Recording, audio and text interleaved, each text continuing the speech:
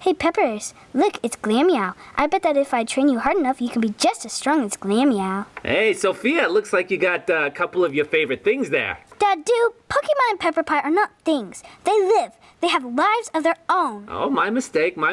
But tell me, what are some of your favorite things? Oh, that's easy. Shells, speakers, mustaches, light switches, toenail clippers, curtain rods, shoe polish, That's wigs, quite an eclectic bag of things there. But tell me, do you have a favorite food? Burritos. I love all kinds of burritos.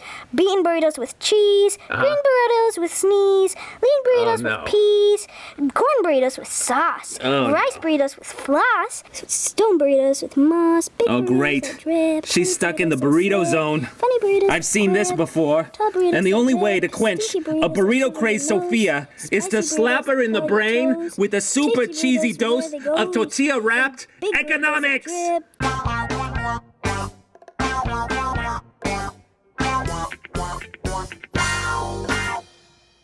Economics with Dadoo and Sophia. Up at economics, using burritos to learn about value. Inflation is a thieving thing.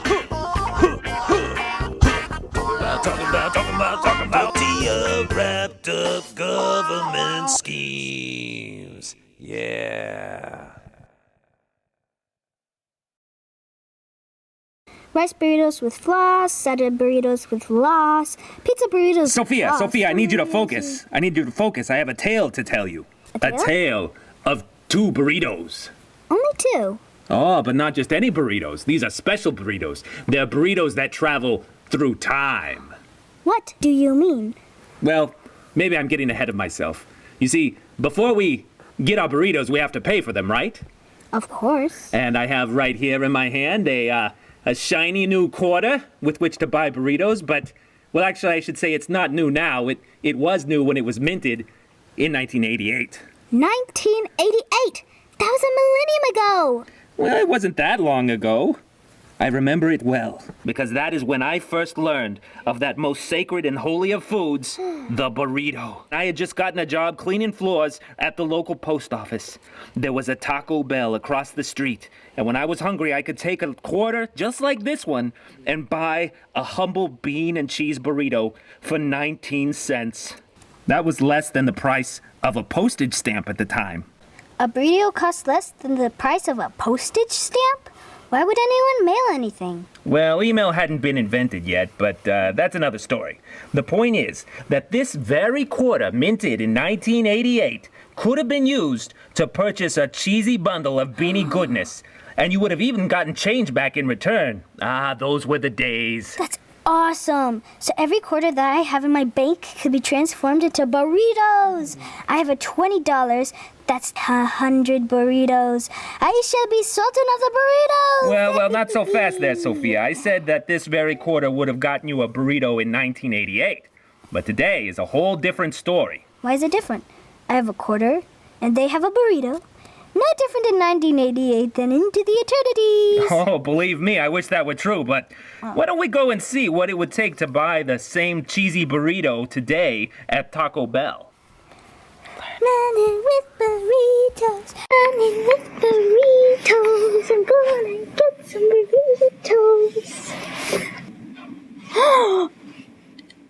burritos. All right, Sophia, we're here. Now, what do you see?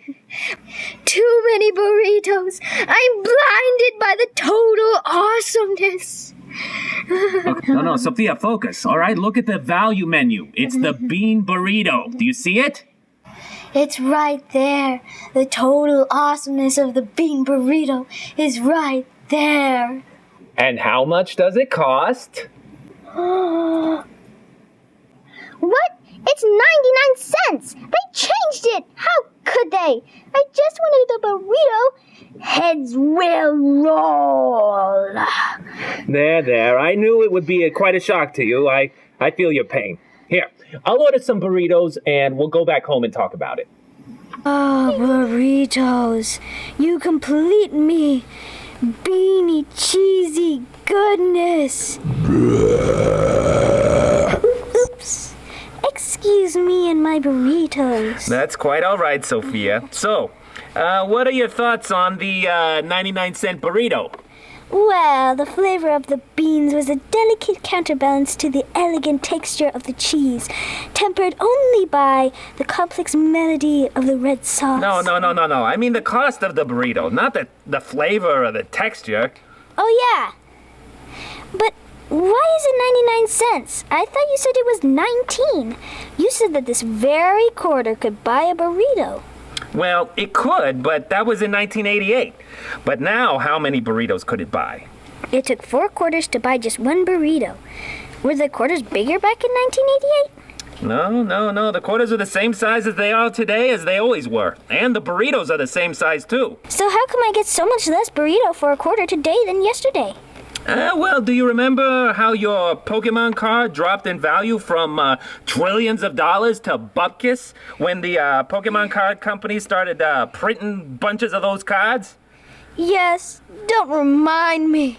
Dargar, I chose you! But what does that have to do with this? Well, the dollar, and by extension this quarter, are just like your Pokemon card. They have a particular exchange value which is determined by the supply of them in relation to the demand for goods and services. Just like printing a ton of Pokemon cards dropped the value of your card, in the past several years, Congress and the Federal Reserve have essentially been printing dollar bills like there's no tomorrow. So the value of every dollar and quarter has dropped? Just like my precious Pokemon card. Yeah, just like your Pokemon card. Unfortunately, that is true. And when the value of the dollar drops, it means that you have to use more of them to buy the goods that you used to. So the difference between the 19-cent burrito and the 99-cent burrito is that inflation has dropped the value of the quarter used to purchase it. So today, you have to use way more quarters than you had to get the same burrito. Wait, that means that the $20 in my piggy bank, which would have bought 100 burritos, making me sultan of the burritos, will now only buy 20 burritos? I have been robbed of 80 burritos! Unfortunately, that is very true. Inflation is a very tricky and sneaky way to steal value from people without actually stealing their money. When Congress and the Federal Reserve work together to inflate the money supply, all the savers who have worked hard to put money away for the future lose the value of their savings, and everyone starts to pay more for everything they buy. Like burritos. My poor burritos. I mourn for thee. Well, keep in mind that eventually this upward pressure in prices leads to an upward pressure in wages because people will need to be paid more to compensate for the higher prices that they're paying. But there's always a lag time, meaning that the amount that people are paid is relatively low compared to the amount of increase in the prices due to inflation. That's called sticky wages. Ew, sticky wages. That sounds disgustipating. Unless it's like sticky wages from the cheese melting off of a piping hot cheesy burrito. Well, that's not quite the sticky wages we're talking about. Sticky wages are just a byproduct of the whole inflation scheme. Sticky wages are proof positive that the inflation caused by Congress and the Federal Reserve actually hurt normal people like you and me. But why would our government do something harmful like that? Are they grumpy? Maybe they just need a nap. Well, politicians in our government used to make promises to people. This would help them stay in power because people who vote like getting things.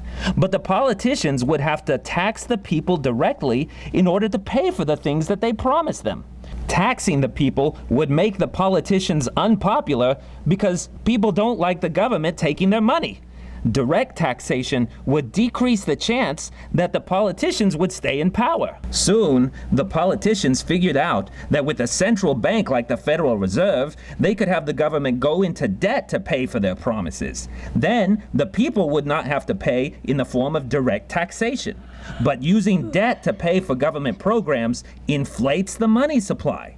As the extra money is injected into the economy from this government spending, inflation starts to take its own type of hidden tax from the people in the form of lost value. Just like you went from 100 burritos to 20 burritos. She's asleep. Good night, Sophia. Thanks for listening and sharing some burritos. Remind me to tell you about the Fiat fable tomorrow. Dargor, do you want a burrito? Nom nom nom nom.